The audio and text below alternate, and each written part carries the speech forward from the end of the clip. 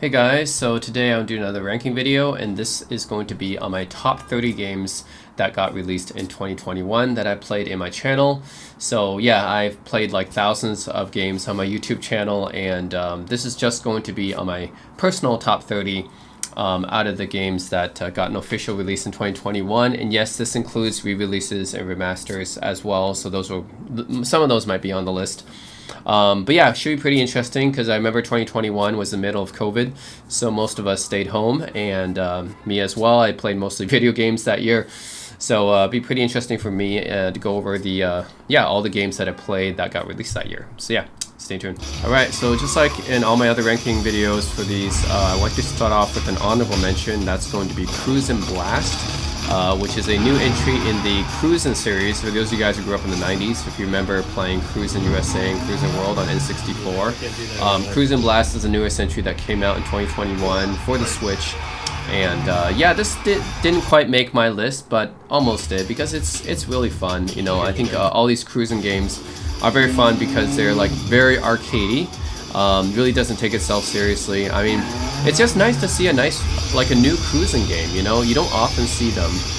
And always, yeah, I just love seeing a new cruising game come out. You know, Need for Speed, you get entries all the time for that franchise. But you don't see too much of cruising games, and glad that it got a new one, got released in the series. So it was a pleasant surprise to see Cruisin' Blast got released, and yeah, what can I say? I didn't play it for too long because it's like mostly just just racing some laps and everything, but it's fun to play. Really brought back the days when I was playing the N64 at my friend's place, and yeah, sometimes I play Cruisin' USA and Cruisin' World. Those are some of the more popular racing games for the N64, I would say. And yeah, I just love the fact that it's silly, it's not a serious racer, it's very arcadey. And yeah, that's what I like about it. So anyways, Cruisin' Blast for my honorable mention, came out 2021 for the Switch here. Yeah, pretty fun. Alright, starting off at number 30 is a point-and-click adventure game called If on a Winter's Night for Travelers. Yeah, I know the title seems kind of weird, but yeah, this is a retro-style point-and-click adventure game. Looks like it straight came out of the early 90s, honestly. And it's free to play. And for a free-to-play game, I mean, I think it's done pretty well. Okay. Yeah, I enjoyed playing it. Basically, you start off riding a train, and then you talk to some people on the train who kind of reminisce about what happened here. It's got like Agatha Christie vibes to it, which is always, murder mystery vibes to it, basically, which is kind of nice. So it's considered a disease. Yeah, I did enjoy playing this. And I think so another one of these sequences, you wake up as this woman who needs to take her medicine all the time, else like crazy paranormal, like delusional stuff starts happening to her.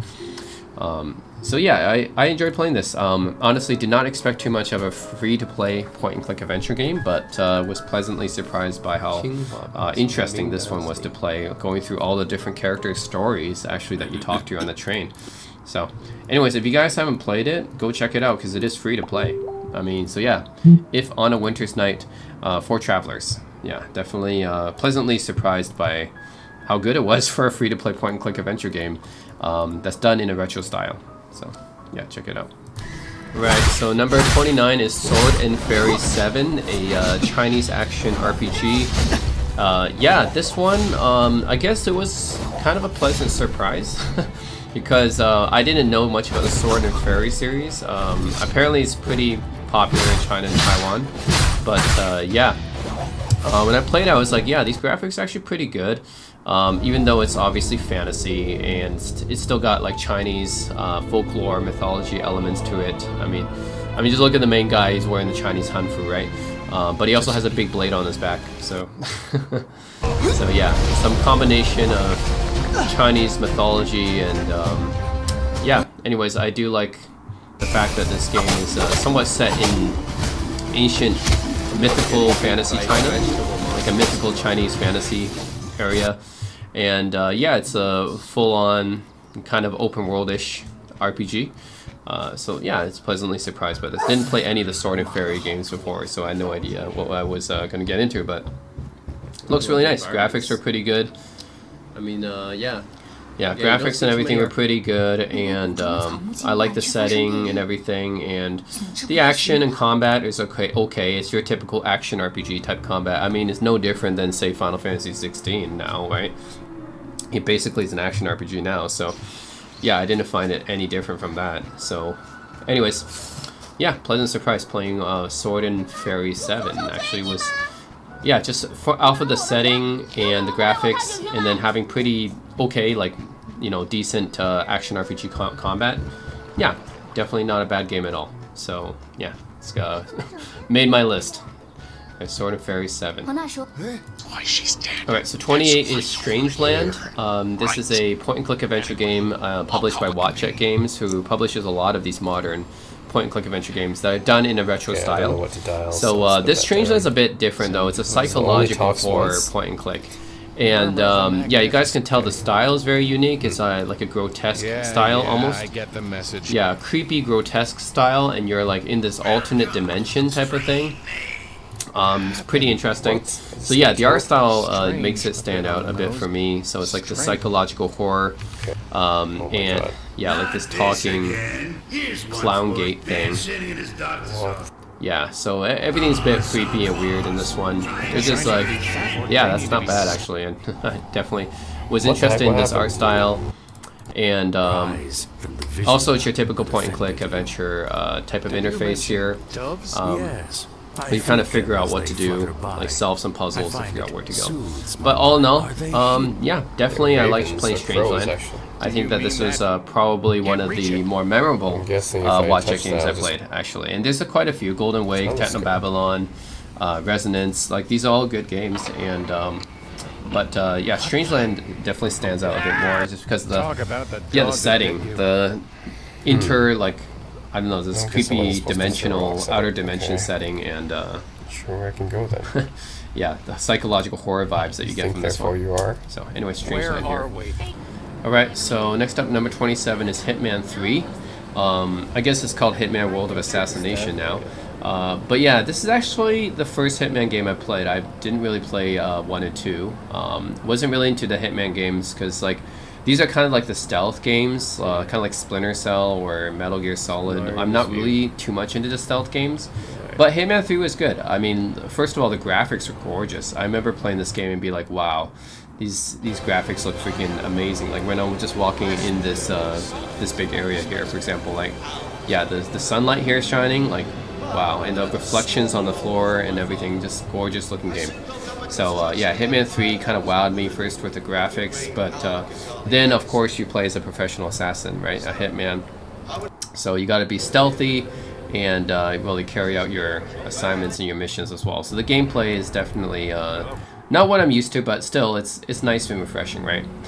I usually like to just play run and gun when I play. Like I play, you know, just straight up shooting games, like first-person shooters and stuff where you just kill stuff, or third-person shooter games. But playing a game where you have to be a little bit more vigilant and cautious and stealthy, yeah, that's a little bit different, and definitely don't mind. Also the unique setting, which I think this is like UAE or Dubai or something like that, right? Where you're on top of the super high building where you can see the clouds and everything. Well, that's a pretty unique setting as well. So definitely had a good time playing Hitman 3 because it was a different setting than most games I'm used to, and the gameplay is different and the graphics are gorgeous. So yeah, I enjoyed playing Hitman 3, and I think this, I don't know which one is considered best in the franchise, but certainly this was a pretty good game, I think, in my opinion, as far as the stealth killer genre goes. Loop or something? Alright, so number 26 is Deathloop, which is a kind of a unique first-person shooter game because, well, as the name implies, you're in a loop, you're in a time loop. And you're getting taunted by this woman, basically. It's an arcade cabinet, I can't even use it. Yeah, so it's an interesting concept. Basically, when you die, you kind of respawn back in time, and I know that's what happens in most games when you die, but in this one, it's like you realize that you die and you respawn, and yeah, there's a time loop going on, basically. Yeah, so it's a kind of unique concept in that sense. I mean, hey, for a first-person shooter that is kind of a new IP, you know, you got to give it credit for that, right? These days, just having something of this quality that's a new IP is pretty cool. But yeah, definitely, I wouldn't say like objectively it's a great first-person shooter or anything Well, like it's that. maybe not books. Yeah, there's definitely like elements where I'm like, this is just kind of like very, very School typical 70s. first-person shooter. But the concept of having the time loop, I think, is pretty cool too, and the interaction between this guy and the woman that's like taunting you all the time. Yeah, definitely, that's something a little bit different and new. So, anyways, that's Deathloop. I think has to be making my list here because. Well, it is kind of a memorable game, even if the actual first-person shooter mechanics are not that unique. But yeah, the concept of having the time loop is unique, I guess. All right, so number so that actually 25 means I is have to stay Gloomhaven, here. which is a digital Skip adaptation moving, skip of a attack. strategy board game, I think. I never actually played the board game, but I did enjoy playing this digital version. I mean, yeah, it's essentially a tactical Maybe I should do RPG this. I type move here game. first. Where you attack, move your character and then you kill this one. yeah, you and basically use an action and yeah, overall Okay, I didn't it's, actually it's move. kind of got so yeah, basically it's got weird. dungeon crawler RPG aspects to it, and also board game tactical aspects to it as well. So yeah, it's interesting. I mean, you can tell the hex tiles, right, is reminiscent of a board game. And yeah, each turn you have like different abilities that you can use and everything. So overall, I did enjoy playing this one. I didn't play the original board game, of course, but yeah, Gloomhaven I think is pretty cool, pretty fun.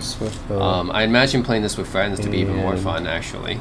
But yeah, you have ability cards to use every turn. I actually played the successor, Frosthaven, as well. But the original Gloomhaven, I think it was pretty good. So, yeah, anyways, it's like a dungeon crawler RPG combined with a board game, combined with tactical strategy. So it's like all that combined. Damn it, it's still alive.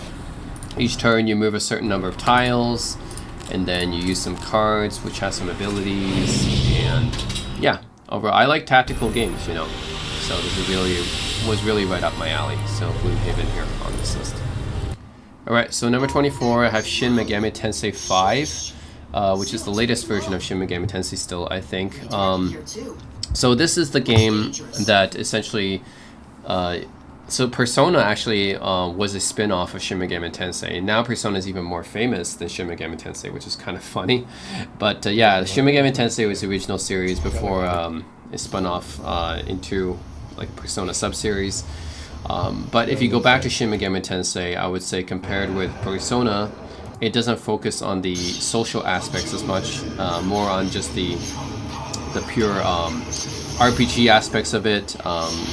Like getting all these demons, and then kind of like Persona, you can kind of synthesize them as well. You can kind of like capture them essentially, and yeah, use them. You use their abilities, kind of similar to how in Persona you would get different personas, right? So in Shin Megami Tensei, you would actually get different monsters and really get them to switch to be on your side. So that's the mechanic of this game, and yeah, out of the different Shin Megami Tensei games, I think 5 is probably my favorite. I know number 2 is pretty good as well. That was Japan only, but I played the fan translation. That's essentially pure dungeon crawler. If you want to go pure dungeon crawler RPG, Shin Megami Tensei 1, 2, and IF were kind of like that. But Shin Megami Tensei 3, 4, and 5, which I played all those. I played 3, 4, and 5. Definitely more of, I would say, more modern JRPG-ish, where you kind of roam around in this semi-open area. And of course, you get to encounter lots of demons, and if you beat the demons, you have a chance to get them to be on your side. So, yeah. Also, it is a bit more difficult than Persona, I would say in general. Yeah, a bit more of a difficult game. Again, doesn't focus too much on the social relationship side as much as Persona does, but more on the combat side. So, anyways. Still a good game. I like Shin Megami Tensei 5. Probably my favorite Shin Megami Tensei game, I think. Although 2 I like as well, and it's very different. So, yeah. The 2 and 5 are probably my favorite. 23 is House in Fata Morgana, which is, I want to call a pure visual novel. This is a pure visual novel in the sense that there is no other gameplay other than reading. Like, you just read through the dialogue and read through the dialogue, and that's it. So other visual novels might have more gameplay in it, where you can make some choices and decisions, branching paths, things like that. But yeah, House of Fata Morgana is just purely, it's purely just reading. So this is a pure visual novel. Why I like this one though is I think people who play House of Fata Morgana can probably realize that because it's so focused on reading and story, and like you almost don't make any choices related to this game at all. It's pretty much the entire gameplay is just reading. So in that sense, it is just like reading a book. Yeah, it's like reading a book, of course, except with visuals. So it's a pure visual novel in that sense. It's just like reading a book that has visuals. So, and but because of that, because it can be it's in the video game format, you can also add music, right? You can also like have the visuals here kind of expressed. So anyways, the story itself is interesting, right? With this maid that you encounter in different households, and you go back in time, back and forth between different time periods and everything.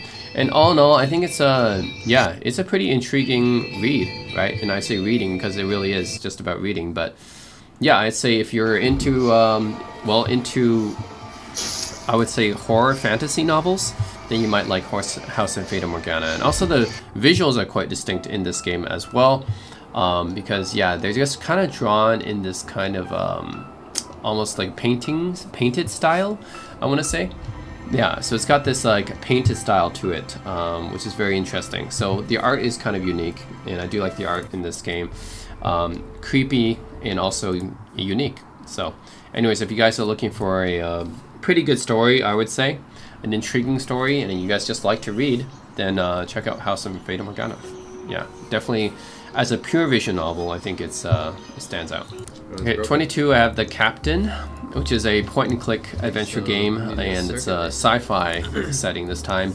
And you're in control of your own ship. Yeah, during the first part of the game, you have to fix your ship first, and then once you fix your ship, you can kind of take on different missions and different systems and stuff. And it's all pretty good actually. I really enjoyed playing The Captain.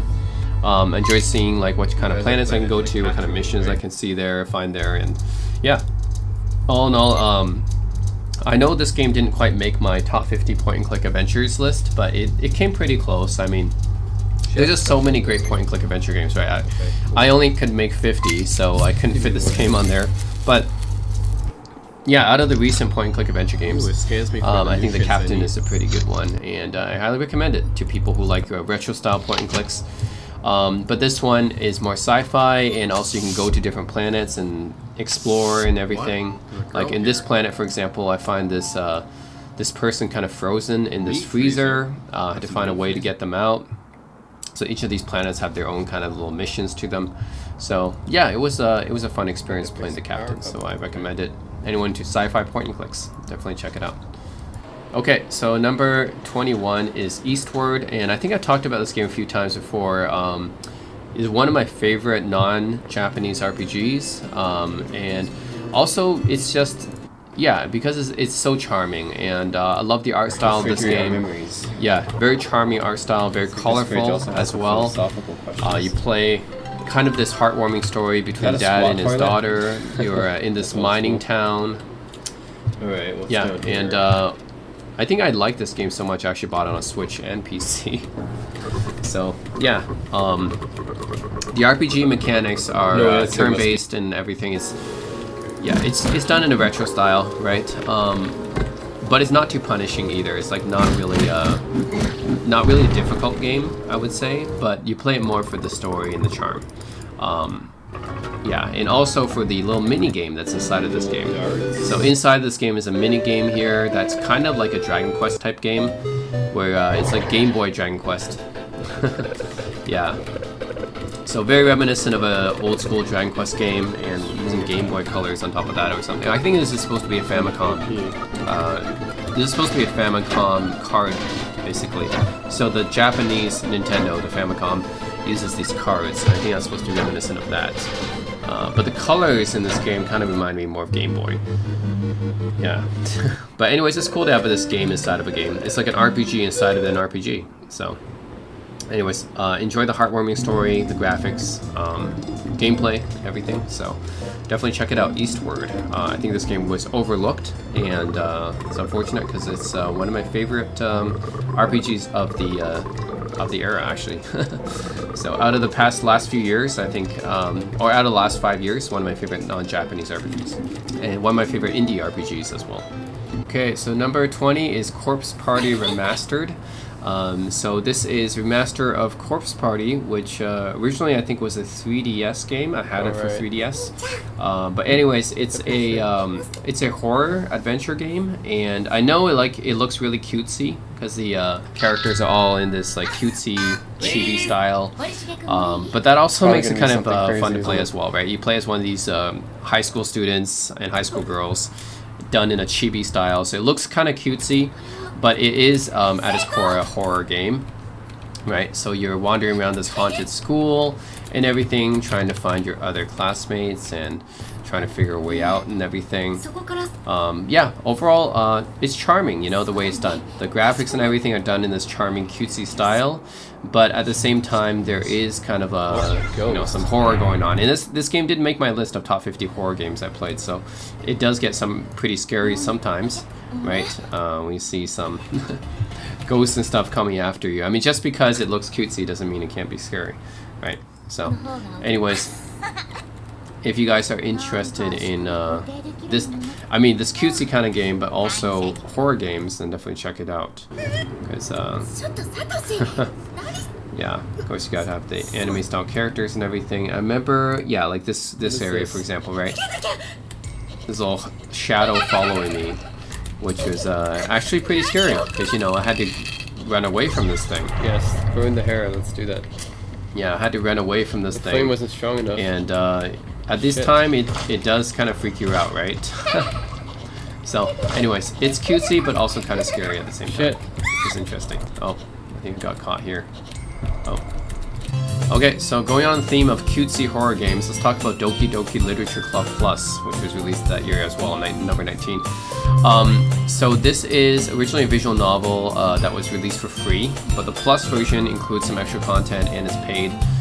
So, what I'm gonna say about this game is, yeah, it looks innocuous at first because, well, it's like, yeah, it looks like a dating sim at first, right? It looks like your typical cutesy dating sim, but in actuality, it turns into a horror game over time.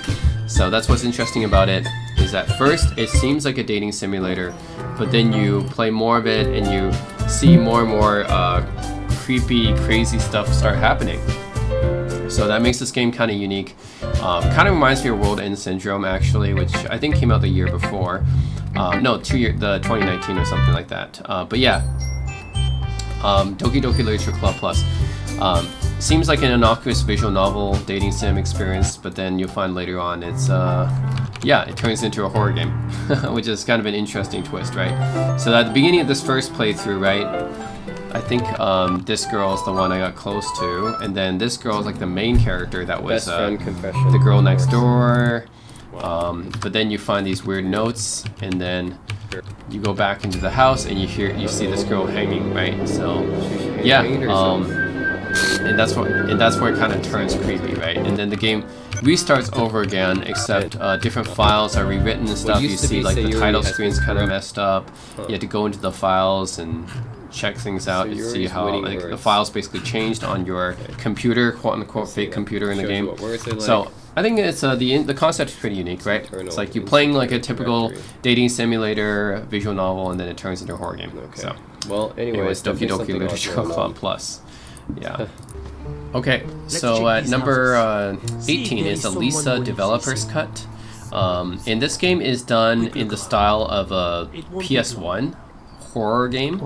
So it's like you control the character as if you were controlling like a person alone in the dark or Resident Evil. It's like really an homage to those games.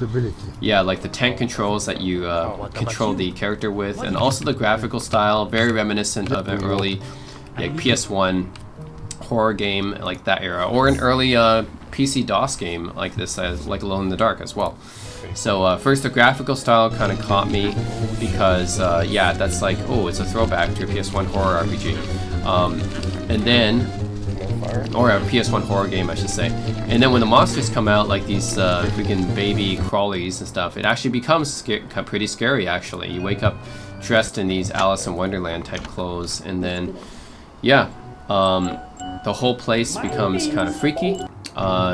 Yeah, you got this. You're in this dollhouse.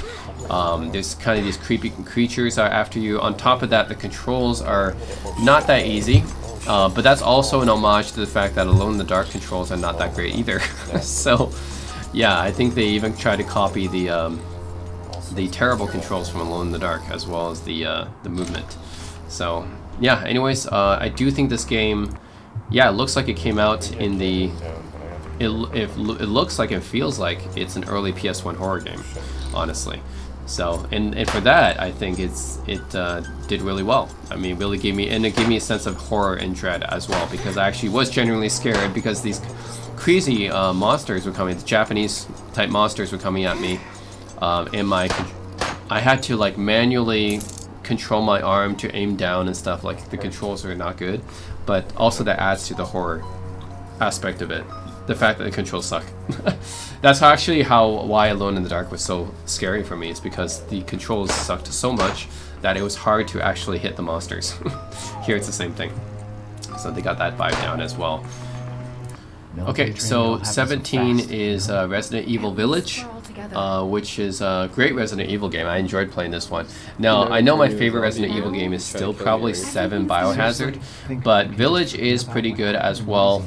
And I like the fact that, well, it keeps it in first person, just like with 7. So I think making it first person makes it more immersive compared to the earlier Resident Evil games. And then having the monsters in this game be werewolves is a little bit different, right? Because most Resident Evil games, you have like zombies. That's the typical go-to for horror games and Resident Evil games, is like zombies, zombies, zombies, right? But in this one, having it be werewolves is definitely a bit different. And for that, yeah, it's something new. It's like a breath of fresh air in a sense, right? And from a first-person perspective too. So yeah, I definitely enjoyed this one. This which is a nice refresher. It's hard to say, like my top 5 Resident Evil games, this would be my top 5. I'm not sure if it comes right after 7, because 2 Remake is really good. I really enjoyed Resident Evil 2 Remake. I think that would probably be next. And then 4 Remake is good, of course. And then 8, which is this one, Resident Evil Village, yeah, is pretty good as well. So I think that would all be pretty up there. So, and genuinely, yeah, these elements where the werewolves come after you, and from a first-person perspective, is genuinely kind of scary at times. So, especially combined with the fact that you have very high-fidelity graphics, right? I mean, this is a relatively modern game. So, anyways, yeah, Resident Evil Village, definitely one of my favorite Resident Evil games. Okay, so number 16 is Tales of Arise, which I think is a top 5 Tales game if you're talking about the Tales franchise. Tales of Arise was really good. It might not be my favorite Tales game. I think that might still be Eternia or Vesperia. I think Eternia and Vesperia are both really good, and then Abyss is quite good as well. And that was a 3DS entry that I played. Yeah, actually that was PS2 and then got ported to 3DS. But Arise is up there, definitely. I would think close to the top 5 for me. Yeah, and I think that for people who are into Tales games, if you played Arise, yeah, just everything, the combat, characters, the setting and everything. You play as this masked guy, right? So, just overall done really well. Oh yeah, Berseria. Berseria has to be in my top 5 too. So this will probably be right on the edge of my top 5. It's not quite as good as Berseria or Eternia or Vesperia, and I wouldn't put it above Abyss either. But probably after those, so it's probably like, yeah, probably like number 5 in my top 5, I would say, Arise. So, anyways, it's pretty solid Tales of Arise game, I would say. Definitely, yeah, it's a top 5 Tales game for me.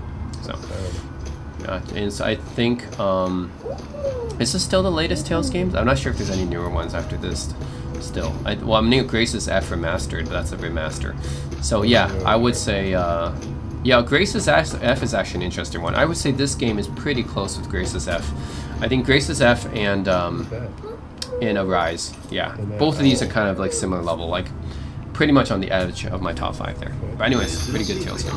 Alright, so number 15 is No More Heroes 3, the third game in the No More Heroes franchise. And what I like about No More Heroes is that it's basically at its core a hack and slash. Very interesting introduction. But also it's weird and it's quirky and doesn't really take itself seriously. So it's kind of done in a parody style. So imagine if you're playing Devil May Cry, which is a typical hack and slash type game, but then you make the main character and you add like touches of otaku-ness onto it to make it kind of weird. So it's like an otaku version of Devil May Cry essentially.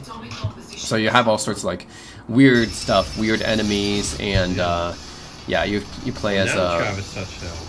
Yeah, Travis Touchdown, I think is the main character's name. That's what he looked like without the glasses. I mean, look at that. A cat just came out of his like arm or something and flew around. Like this game is just some things just doesn't make sense, right? My cat's flying?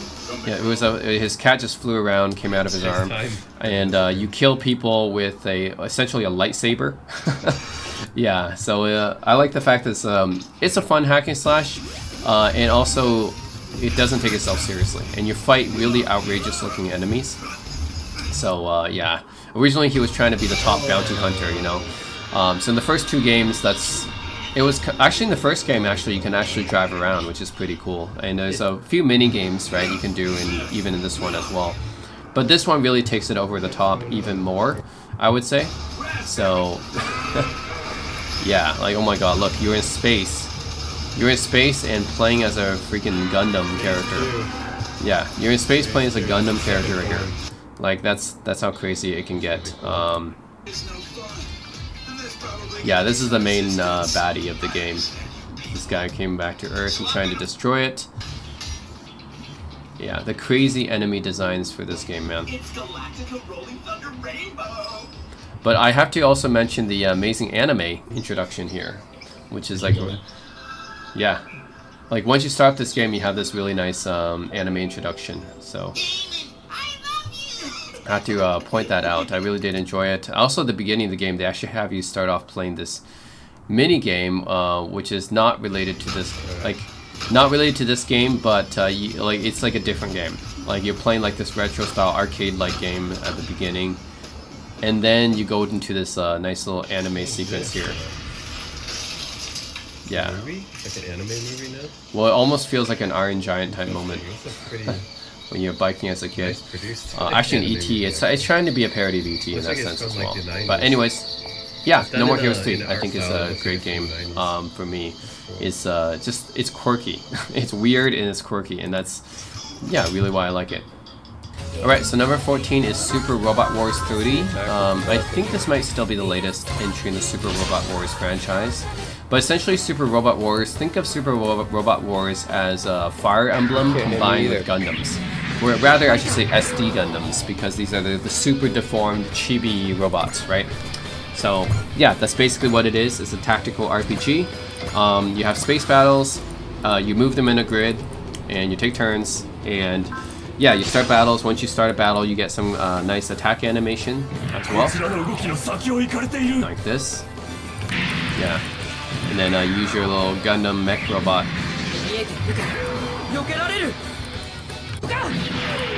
Yeah, so I like the animations in the combat. That's always been done very well in Super Robot Wars, I think. Super Robot Wars 30 being the latest one ups the animation quality and the graphical quality. So yeah, I enjoy playing that. Of course, you also have some political stuff going on in the background like you do in Gundam as well. But at its core, it's essentially Fire Emblem with Gundams, basically. It's Fire Emblem in space with Gundams, and what more do I need to say about that? If you enjoy that type of gameplay, then check out Super Robot Wars. I know I do. You know, I love Fire Emblem and tactical RPGs, and I also like Gundams. So just being in space and you get to play as... Only thing is, I wish they weren't SD Gundams. I wish they were more better proportioned, I would say. Yeah, not just the chibi ones. I want them with better proportioned mechs, but that's just how Super Robot Wars is. So, anyways, still fun to play. Okay, number 13 is a remaster. It is Alan Wake Remastered. Came out, yeah, I mean 2021, and here at number 13 on the list here. If you guys have played Alan Wake, the original game, I think it was released 2008. It's been some time since I played the original game, and I think this was released because Alan Wake 2 was coming out in like Alan Wake 2 came out in like 2023, so this was like a few years before Alan Wake 2 came out. And I think before Alan Wake 2 came out, they wanted to get people, to experience the original again. So what better way than to remaster it? And yeah, this game is just as obviously, if you want to play the original game, this is the best way to play it, right? As a remaster, graphics, enhanced resolution, and everything. At its heart, right, you play as Alan Wake, and you're this writer who has writer's block, and you went to this retreat in this basically abandoned house. So you have the typical haunted house type tropes in here. But yeah, I would say that if you guys are interested in horror games, like Silent Hill, more like psychological horror, that's what Alan Wake is. So it's not like a Resident Evil type where you just kill waves and waves of zombies, but it's more like a Silent Hill type of thing, where it's like the psychological horror and atmosphere and vibe that really plays into the horror experience of this game. So yeah, anyways, and you do have you do have zombies and everything that come at you and everything. Yeah, so here's overall Alan Wake is still a great game to play. Alan Wake 2 I think might be a bit better, but they're both good. I mean, they're both pretty close. I wouldn't say one is much better than the other. Alan Wake 2 is great, and Alan Wake Remastered is also great. So yeah, and of course you do have some of these zombies, but these zombies are like kind of special zombies that are afraid of the light. Yeah, so they come after you, and so yeah, I guess in this part is a bit more like Resident Evil, but it's not just about like killing these guys, right? It's also about the atmosphere as well. So yeah, I guess it's got a little bit of Resident Evil in it, but it's also got more Silent Hill in it, in my opinion. So anyways, great game to check out, Alan Wake Remastered. Okay, so number 12 is Road 96. Road 96 is a very unique, interesting game because it's essentially, it's a roguelike game, first of all, because every time you play it is different. Yeah, every time you play it, you take a different path, and it's different things happen, different events happen. You pick up different people, but at its heart, you go to different areas and you pick up different hitchhikers, and each of these hitchhikers have their own story, I guess. And yeah, I thought this was just going to be riding in the like this part is a mini game, actually. It's a music mini game here too. This part's like a music mini game. But at its heart, you're driving around, picking up different hitchhikers. And each hitchhiker is like got their own story and everything. So each one of the playthroughs is a bit different, depending on who you pick up, what order you pick them up. Like what the conversations and dialogue. Yeah, so it's a very fun experience actually. I like playing Road 96. I think the game's unique in terms of being a roguelike. I think the concept is pretty unique. I mean, not just your typical dungeon crawler roguelike. Yeah, it's like a game where you pick up different hitchhikers and you try to cross the border to get out, and actually pretty relevant in today's political times, right? But yeah, I think that all in all, I think every time you play, you meet different people and everything. Different events can happen. So really, really cool game. Actually, I highly recommend people check it out. This time, yeah. So like in this sequence, I got kidnapped or something, and held for ransom. Tomorrow morning to do something. Yeah. Yeah, so anyways, I think that it's a nice fun game to pick up. I think people should check it out. If you're interested in a hitchhiking roguelike where you meet different people and different events happen every playthrough, then check it out, Road 96. Alright, so number 11, I'm going to put Inscription on here. And Inscription is an indie game where it's a card game essentially. Yeah, so it's a card game, but it's also done in a nice, interesting way. I don't have anything to block. Yeah, first I do like card games as well, right? These guys are like I played Yu-Gi-Oh! And Magic the Gathering games a lot, and Hearthstone. But yeah, this is kind of its own card game, and also it's part of a story to a wider story where you're kind of stuck in the shed, and there's all you see in front of you is like these two glowing eyes. So it's kind of creepy at the same time. So it's got this kind of creepy vibe. You see those eyes, right? Creepy vibe, but also you're playing this card game with this this creepy character in front of you. So it's got a really unique vibe to it, and it's a roguelike on top of that because you have different paths and stuff you can choose. So every time you play will be a bit different. Of course, it's a deck builder type of game as well, right? So like Slay the Spire, for example, it's like that type of game where you build your deck, and because of that, every playthrough is going to be a bit different, right? Since you build your deck differently. But hey, there's a genuine like decent card game inside of here. I think that was pretty fun to play as well. So it's got a decent card game in here, and I like card games. And then on top of that, you have this mystery of who you're playing right here, kind of a creepy setting, and it being a roguelike as well. So all in all, I think this is another cool game to check out, another cool indie game, Inscription. Yeah. Alright, so in my top 10 now, number 10, Neo The World Ends With You. I talked about this a bit in my top JRPGs video, but I feel like this game was hugely overlooked. Like the original World Ends With You was for Nintendo DS, and they made like a remastered version, essentially Final Remix. And that game was really kind of limited by the Nintendo DS type of graphics and controls and everything.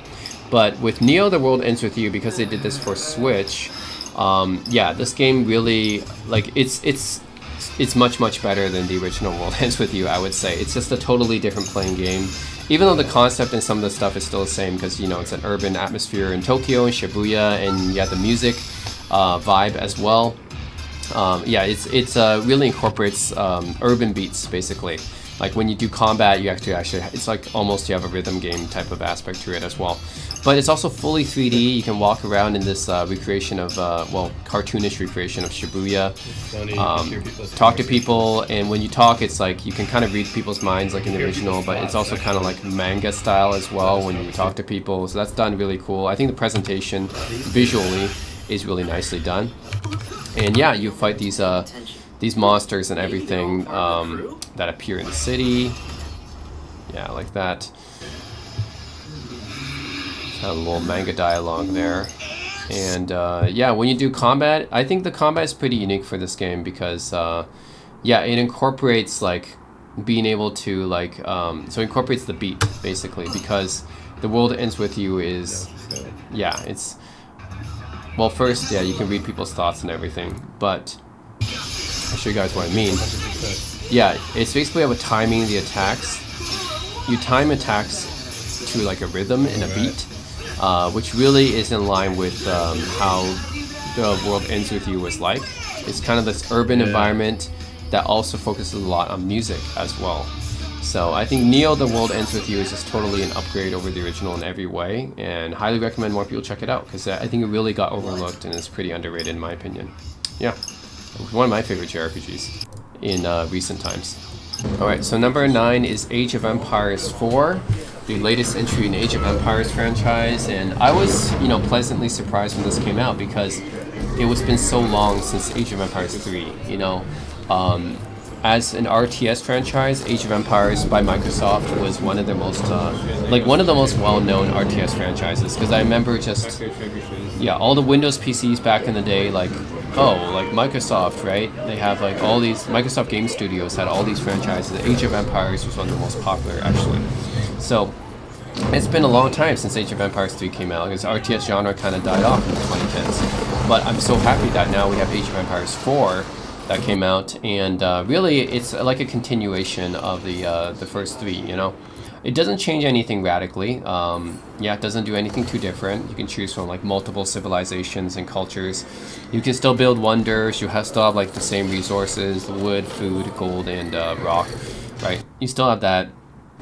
But hey, I don't think they needed to change anything, because what people wanted was a sequel that was a true like, oh, this is Age of Empires, and yeah, they didn't change anything, didn't overhaul anything that much. Just, hey, let's upgrade the graphics and create a new Age of Empires game, and that's what it was. And this giant, massive 3-hour game that I played against the CPU here, yeah, easily a game I can sink tens of hours into. I mean, I like RTS games a lot, so Age of Empires 4, I think was a pleasant surprise that came out that year in 2021. So definitely, I think I had to have it in my top 10 here. Yeah, it's just like the nostalgia vibes just from playing a new Age of Empires game. Wow.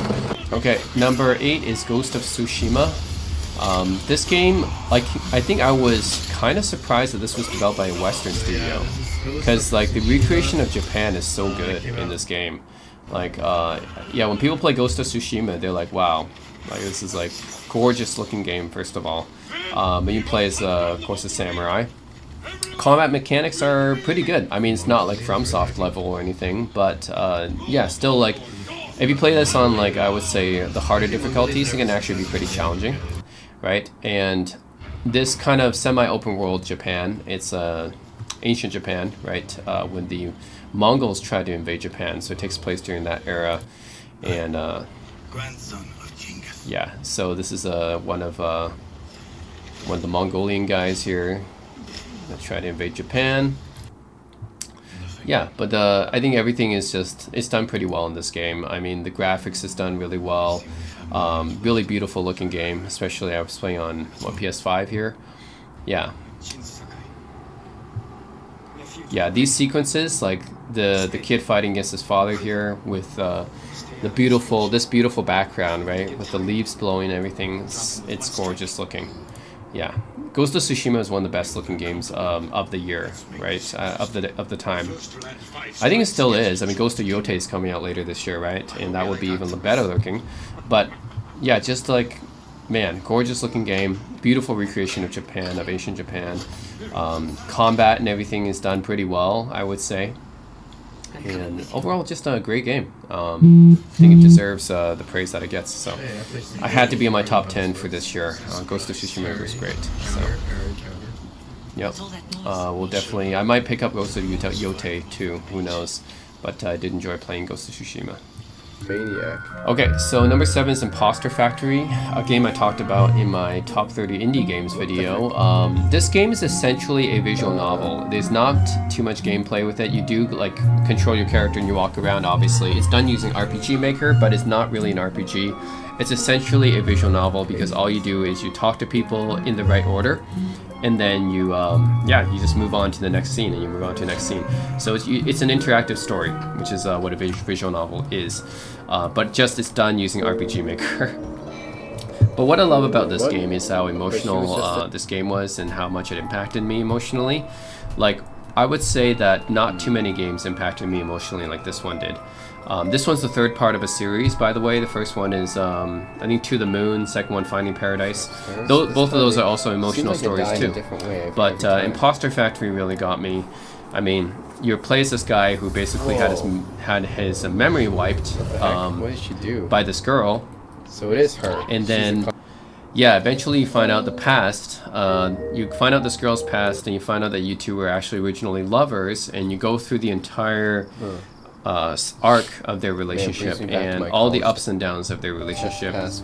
And it can get really emotional at times, and really also ties in with the rest of the series as well, because this actually, I think this might take place before the rest of the series do.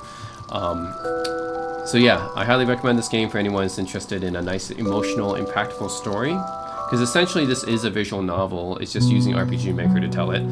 But yeah, playing through this really gave me chills, gave me tears. You know, I have that book in Korean actually, The Little Prince. Yeah, it's a beautiful game to play through, I would say. So this is where I think video games are kind of like art sometimes, or storytelling.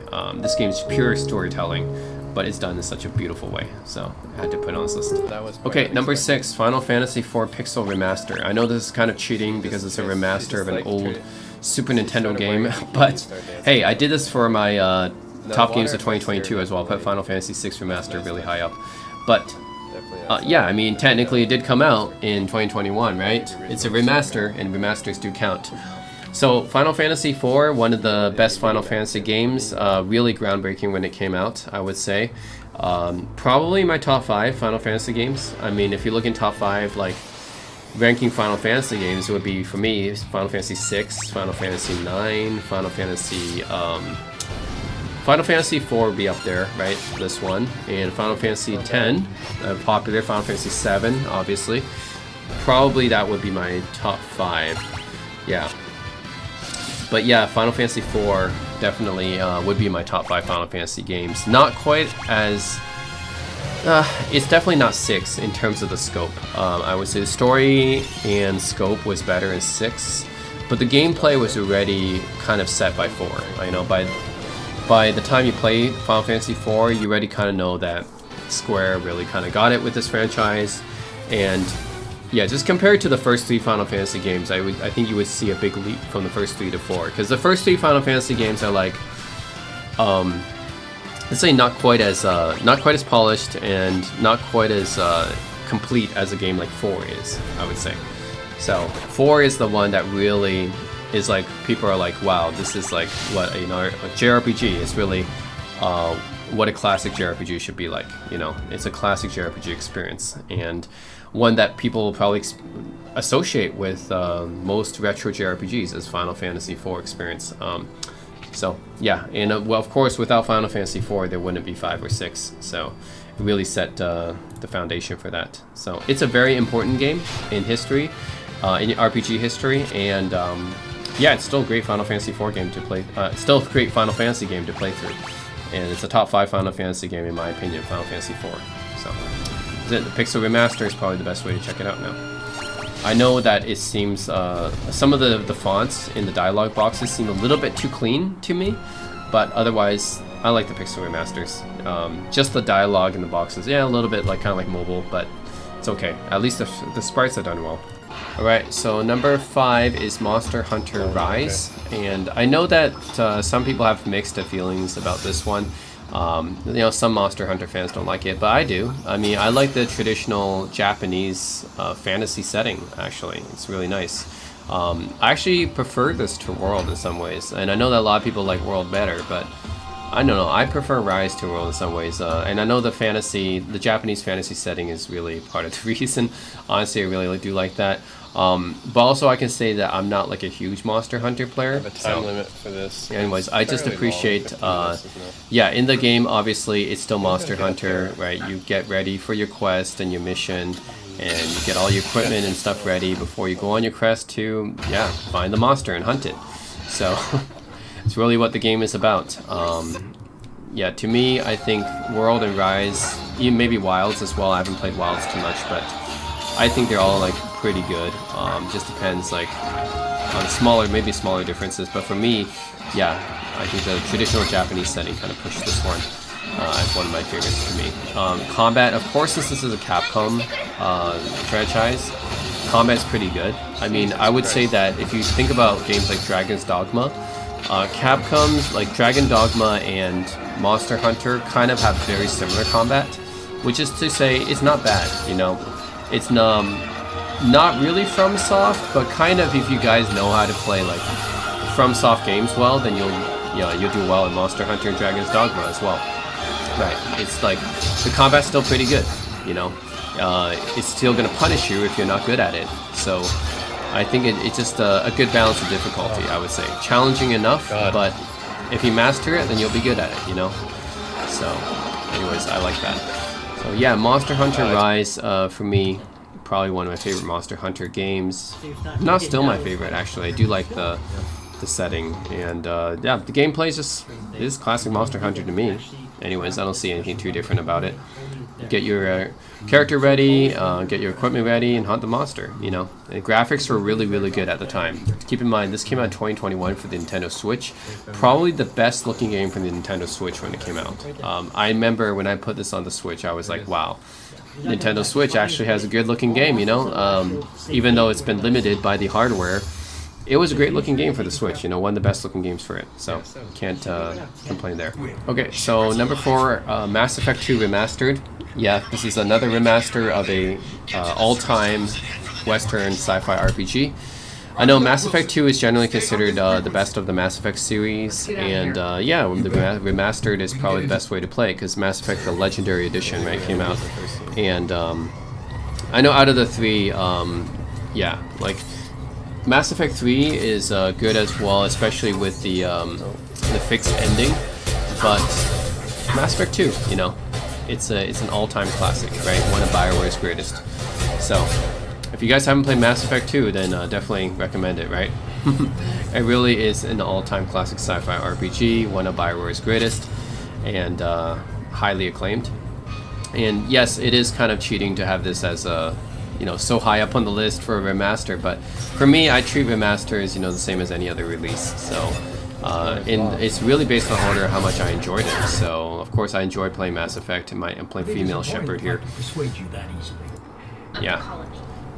You guys follow the entire storyline and going traveling between different, different parts of the galaxy and everything. Yeah, I would say that BioWare really refined. Originally, they like the combat that they did in Knights of the Old Republic, then for Jade Empire, and then for Mass Effect. Like they really kind of learned a bit from all those experiences, and the combat just got a little bit better successively in each entry. By the time of Mass Effect, I would say that it's okay. You know, not the greatest shooting experience, but it's better than other. Yeah, it's still better than other previous BioWare games, of course, when it comes to the combat. So. Anyways, if you guys are a fan of sci-fi RPGs and you haven't tried out Mass Effect 2, pick up the Remastered Edition. Probably the best way to experience it now. I tried to play it, but I got too scared. Okay, so yeah, Diablo 2 Resurrected. Let's go with another all-time Western RPG, but this one's a remake, not a remaster. And I think they did a really good job. So Blizzard just decided to remake Diablo 2, and Diablo 2 is such a beloved classic, considered by many still the best of the Diablo series. I know. I can't pick it up. If you say that now, some people will be like, "Oh, you're like it's just nostalgia, rose-tinted glasses and stuff." But no, really, I think Diablo 2 was perfectly balanced. Diablo 3 maybe leaned a little bit too more into the casual side of things, and yeah, wasn't really balanced in terms of the atmosphere. Diablo 4 kind of brought it back, but then I also think Diablo 4 is way too many microtransactions, even more than 3. So that kind of turned me off from Diablo 4. But 2 Resurrected is good, you know, like this is still a great balance. It keeps the great balance of the original game, just ups the graphics, you know, it's a remake. So I think they did it justice here. If you can switch back to the original's graphics, then you can see how pixelated the original Diablo 2 was. But yeah, this one, I think it does include the expansions as well, right? Lord of Destruction and everything. Just the first and the... But yeah, had a great time playing through Diablo 2. Of course, you can play it through multiple difficulties, but especially with friends, this is just a great experience. You know, Diablo 2 as it was back in the day, just a great time with friends. That's all I gotta say. If you play through yourself, it might not be as great of a experience, but certainly with friends and it being pretty much a roguelike, because every time the dungeons are generated differently. Yeah, it's always have a lot of replayability value. You play with friends, you go through another dungeon, dungeons are always different. Yeah, and Diablo 2 Resurrected is probably the best way to do it. Now that's a great remake. Yeah, graphics and everything looks really good. And some quality of life enhancements as well with the storage tests. So, yeah, pretty good. Okay, so number 2, Halo Infinite. Yeah, this might be my favorite Halo game, and that's saying a lot because I loved Halo 2 and 3 so much. I played Halo 2 and 3 a lot back in the day, right, on Xbox and Xbox 360. But Halo Infinite, first of all, the multiplayer was free, so you know, that's always a plus. And as time went on, they added a campaign that I think was, the campaign is just okay. It wasn't that great, but I didn't play Halo for the campaign, right? I played for the multiplayer. And the multiplayer, as soon as, I think me and my brother first played this when it came out, but over time, they added more and more maps, custom maps, etc. Player made maps and everything, and yeah, it's classic Halo. I do think that Halo Infinite really feels like the classic Halo experience to me. I don't know how people thought about Halo 4 or 5, but for me, yeah, this brings back the classic Halo experience everyone knows and loves from like Halo 2 and 3 era. So I know that 2 and 3 are considered probably the best Halo by many people, right? So yeah, Halo Infinite really brings that back into the multiplayer, in my opinion. So I enjoyed playing Halo Infinite a lot. Played this pretty much continuously after it came out with my brother. It was just a classic, like going back to my high school days, you know, my high school and university days playing Halo with friends. It's just a classic to me. So, yeah, I love playing Halo Infinite. Oh, shit. Yeah. Alright, so number 1 might be a surprise to some of you guys, but it's Great Ace Attorney Chronicles.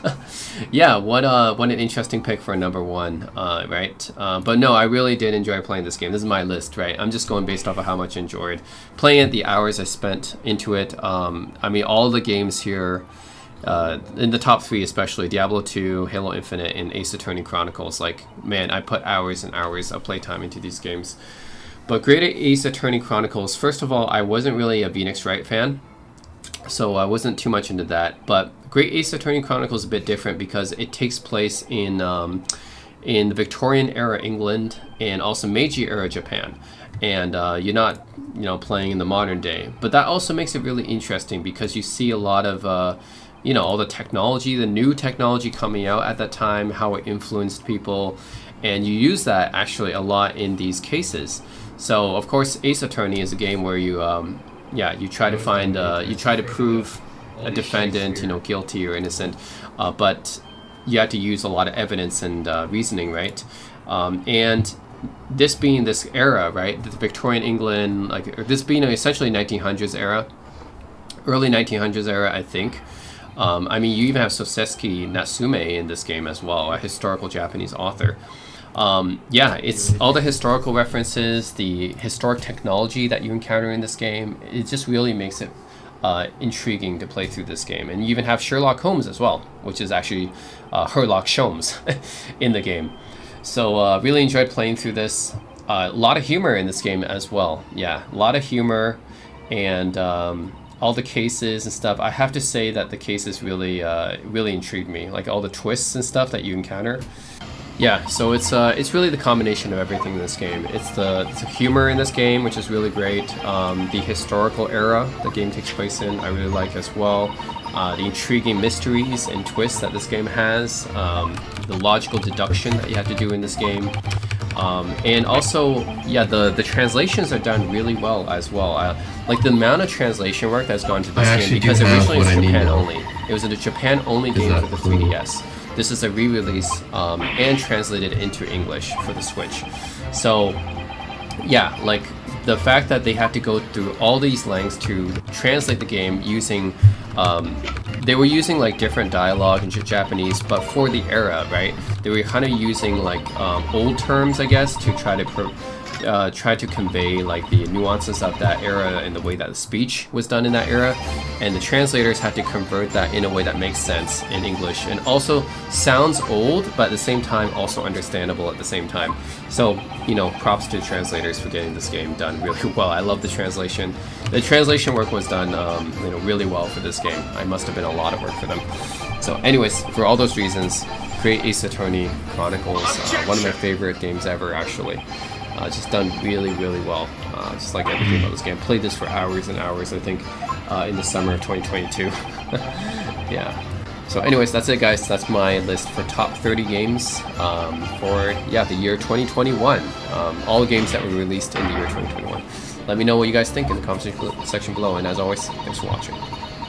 And also, this proves how versatile of a developer Capcom is, right? Like, Capcom had 3 entries on this list, all of which are completely different games. Monster Hunter Rise, Resident Evil Village, and Great Ace Attorney Chronicles, all totally different genres. And yet, yeah, Capcom does them all really well. So, props to Capcom, I guess. Very versatile game developer.